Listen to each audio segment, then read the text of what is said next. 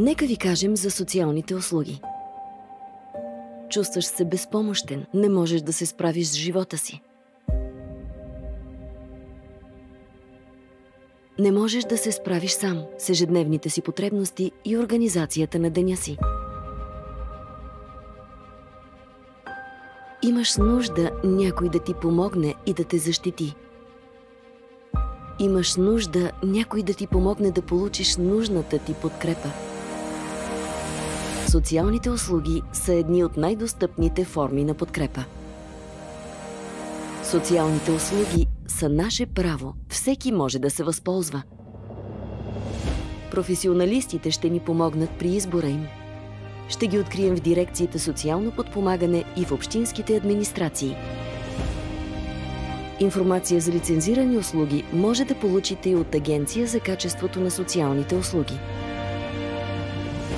Как да изберем социална услуга? Важно е да изберем лицензирана услуга, гаранция за сигурност и качество на социалните услуги. Къде можем да се консултираме?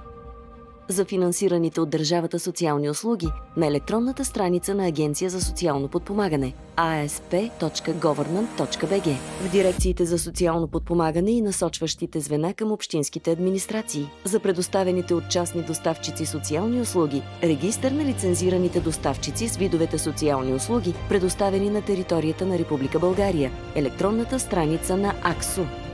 Рисковете от ползване на нелицензирани услуги, незачитане на нашите права и достоинство, злоупотреба с нас, опасност за живота и здравето ни. За да избегнем това, е важно да проверим лицензиран ли е доставчика, какъв е неговия опит. Ако имате съмнение за вашия доставчик, уведомете АКСУ, Агенция за качеството на социалните услуги.